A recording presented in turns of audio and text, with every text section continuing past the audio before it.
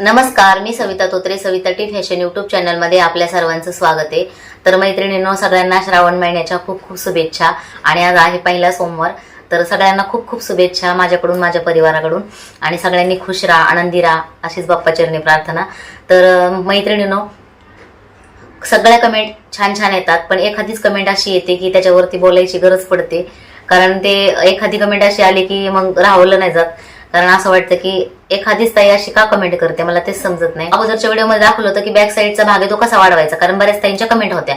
नंतर काही ताईंनी अशा कमेंट केल्या की ताई आम्हाला पुढचा भाग पण सांगा कसा ऍडजस्ट करायचा. तर मोठ्या साईजवरून आपल्याला छोट्या साईजची कटोरी कशी कमी करायची, किंवा मोठ्या साईजच्या पॅटर्न वरून छोट्या साईज पॅटर्न कसा तयार करायचा, याच्यासाठी मी आजचा व्हिडिओ टाकलेला. अगोदरच्या व्हिडिओमध्ये अशा कमेंट आल्या होत्या की ताई तुम्ही क्रॉस कटोरी का ठेवत नाहीत. तर त्याच्यावर मी सकाळच्या व्हिडिओमध्ये बोलले होते आणि तरी पण मला परत कमेंट आली. म्हणजे आजची जी कमेंट आहे ती अशी आली आहे सकाळच्या व्हिडिओला की शक्यच नाही, क्रॉस ठेवावीच लागते, अनुभव आहे. तर ताई, मी पण तुम्हाला हे सांगते ह्या व्हिडिओच्या माध्यमातून की बघा, तुम्हाला तुमचा अनुभव आहे, तुम्ही जसं शिकलात तसं तुम्ही कटिंग करता, स्टिचिंग करता, तुमचे पण ब्लाऊज छान बसतात, तसंच माझे पण ब्लाऊज छान बसतात. ज्यांना व्हिडिओ बघायचे ते मनापासून बघतात, शिकतात. तुम्ही अशी कमेंट करायला नाही पाहिजे. म्हणजे माझं असं मत आहे की मी तुम्हाला वाईट नाही बोलत आहे किंवा तुम्ही मला वाईट बोलला नाही. पण बघा, तुम्ही शिकताय, तुम्ही जे शिकलाय ते तुम्हाला योग्य वाटतंय, मला जे येतं ते मला योग्य वाटतंय. कारण माझे एवढे ब्लाऊज पडलेले येतं ते असेच नाही, ते बसतात व्यवस्थित. आणि तुम्ही म्हणतात शक्य नाही, तर मी तुम्हाला माझा ॲड्रेस, पत्ता वगैरे सगळं देते. तुम्ही या मला भेटायला, मी तुम्हाला तुमच्या समोर करून दाखवते की सरळ कटोरी ठेवल्यानंतर, म्हणजे कटोरी पेपर कटिंग केलेली असती आणि ती आपण कपड्यावर ठेवायची असती आणि नंतर कटिंग करायचं असतं. मी काय डायरेक्ट ब्लाऊज कटिंग करत नाही, कटिंग ठेवते, त्याच्यावरून ऍडजस्ट करते. एकच पॅटर्न आहे माझ्याकडं, त्याच्यावरून मी ऍडजस्ट करते. आणि मी जेव्हा क्लास घेते, असं नाही की मी क्लास घेत नाही, आता मी सध्या बंद ठेवलेत क्लास. तर क्लासमध्ये पण मी तुम्हाला करून दाखवते, म्हणजे पॅटर्न तयार करून दाखवते.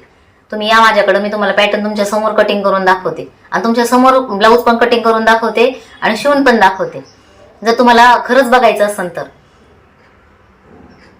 तर तुमची पद्धत तुम्हाला प्यारी, माझी पद्धत मला प्यारी, मला माझी पद्धत सोपी वाटते. आणि ते बघून बऱ्याच ताई आहेत त्या स्वतःच्या पायावर उभ्या राहिल्यात, त्यांना बघितल्यानंतर समजतं, त्या चांगल्या चांगल्या कमेंट करतात. आणि मी असं म्हणत नाही की तुमची पद्धत चुकीची आहे, बरोबर आहे. प्रत्येकाची पद्धत वेगळी असते, प्रत्येकाची क्रॉसपट्टी काढण्याची पद्धत वेगळी असते, मुंड्याची साईज घेण्याची पद्धत वेगळी असते, कोणाचं ब्लाऊज मेजरमेंट घेण्याची पद्धत वेगळी असते. तर प्रत्येकाचं जसं त्यांना शिकवलेलं असतं तसं त्या करतात. मला जे येतं ते मी रिअलमध्ये दाखवते, असं नाही की मी चोरून लपून काही करते. तुम्ही अशी कमेंट केली की मला अनुभव आहे, तसं मला पण अनुभव आहे, टेन्शन घेऊ नका. तर तुम्हाला नाही आवडत माझी पद्धत तर तुम्ही नका व्हिडिओ बघू. माझं काही जबरदस्ती नाहीये कोणाला की व्हिडिओ बघा म्हणून. ज्या ताईंचा फायदा होतोय त्या ताई बघतात व्हिडिओ, आणि ज्या ताईंना योग्य वाटतं त्यांनी करून बघितलंय, ब्लाऊज छान बसतात, त्यांच्या कमेंट पण येतात मला. तर मी त्याच्यातच सुखी आहे, आनंदी आहे. मला खूप आनंद होतो जेव्हा चांगल्या चांगल्या कमेंट येतात तेव्हा. पण एखादी कमेंट जर अशी आली तर मला वाईट वाटतं. तर मला दुसऱ्या कमेंट विषयी पण बोलायचंय. मला पाठीमागे एक कमेंट पण आली, मी त्याच्यावर अजून बोलले नव्हते, पण मला असं वाटतं की बोलणं योग्य आहे. कारण बघा, प्रत्येक जण परमार्थ करत असतो प्रत्येकाच्या आवडीनुसार, प्रत्येकाला जिथं योग्य वाटतं तिथं करतं, प्रत्येकाचा भावार्थ वेगळा असतो. तर ह्या विषयावर बोलायला नाही पाहिजे. कारण बघा, तुम्ही स्वामी समर्थांचं करीत असाल तर योग्य आहे, तुम्ही तुमच्या पद्धतीने करताय. कोणी गणपतीचं करतं, कोणी समर्थांचं करतं. प्रत्येकाने आपापला मार्ग निवडलेला आहे आणि तेवढा अधिकार आहे प्रत्येकाला. तर अशी कमेंट नाही करायला पाहिजे. तर आमच्या घरामध्ये प्रतिमा लावलेल्या आहेत, तुम्हाला दाखवते मी, थांबा. हे बघा, इथं प्रतिमा लावलेल्या आहेत आणि इकडं माझं देवघर आहे. आता इथून दिसत नाही, टेबलमध्ये आलाय. तर व्हिडिओमध्ये प्रतिमा बघून अशी कमेंट केली का ते पाखंडी देव वगैरे आहेत ते काढून फेका म्हणून. तर ते देव पाखंडी आहेत का कसे आहेत काय, तुम्हाला त्याच्याशी काय घेणं देणं आहे. माझा भावार्थ आहे, मी करते, मला योग्य वाटतंय, तर तुम्हाला तो बोलण्याचा अधिकार नाहीये. जे कोणी असेल, मला माहित नाही ती फेक आयडी आहे का ओरिजिनल आयडी आहे माहिती नाही, आणि मी त्यांचं नाव पण नाही घेणार, मला कोणाचं मन नाही दुखवायचं. पण प्लीज हात जोडून विनंती आहे की असं देवाबद्दल तरी बोलू नका. म्हणजे माणसाला पण बोलतात तुम्ही आणि देवाला पण सोडत नाही. तर हे चुकीचं आहे. प्रत्येकाचा भावार्थ असतो, प्रत्येक जण आपापल्या भावार्थानुसार करीत असतं. तर कोणाच्या परमार्थाला नावं ठेवू नये. आणि मी काही असं नाही की तिथे व्हिडिओ लावून ठेवते आणि ते दाखवते की आम्ही बैठकीला जातो वगैरे, असं दाखवत नाही. ते चुकून व्हिडिओमध्ये दिसलं आणि ज्या ताई बैठकीला जातात त्या चांगल्या चांगल्या कमेंट करतात किंवा त्यांना आनंद होतो दर्शन घडलं बाबा. असं नाही की आम्ही जाणून बुजून तुम्हाला ते दाखवतो, आमचं देवघर बघा, आमचं हे बघा, भिंतीवरचे आमचे देव बघा, असं दाखवत नाही. ते चुकून व्हिडिओमध्ये दिसले तुम्हाला तर तुम्ही अशी कमेंट नव्हती करायला पाहिजे. आणि मी जात भेदभाव असं काही मानत नाही. मी सगळ्या देवाला मानते, असं नाही की मानत नाही म्हणून. मंदिरात पण जाते, कोणी पूजेला बोलवलं मी तिथं पण जाते, असं काही नाहीये. देव तिथून एकच आहे, माणसाचं रक्त पण एकसारखंच आहे. पण असं नाही बोलायला पाहिजे, कारण ते माझ्या मनाला लागलं कुठंतरी. असं बोलायला नव्हतं पाहिजे आणि मुलांना पण वाईट वाटलं नाही का नितीन?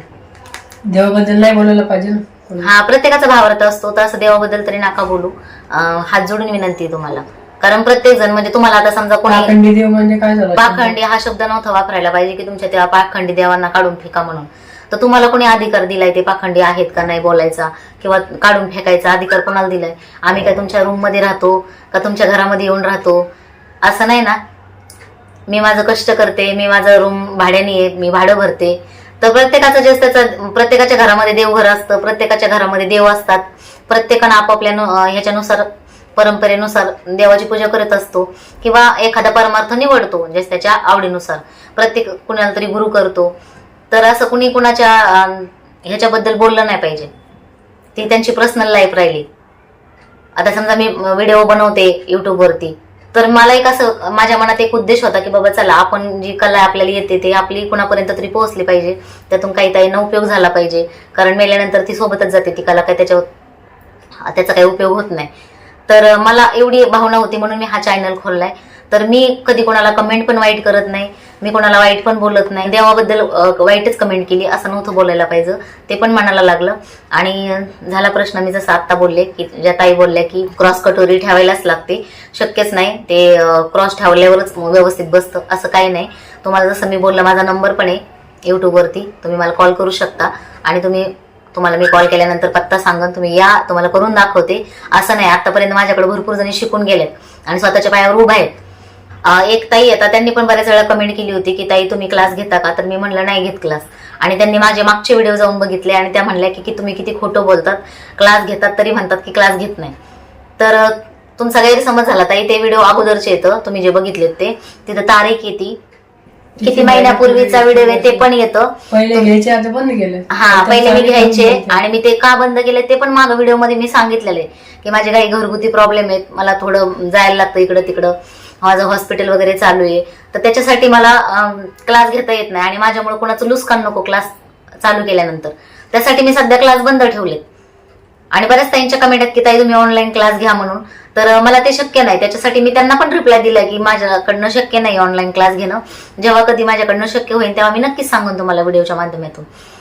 तर असं चुकीच्या कमेंट वगैरे करू नका. आणि व्हिडिओ कधीचा आहे काय ते बघत जा, खाली येतं, टायमिंग येतो, तारीख येते, सगळं येतं व्हिडिओमध्ये.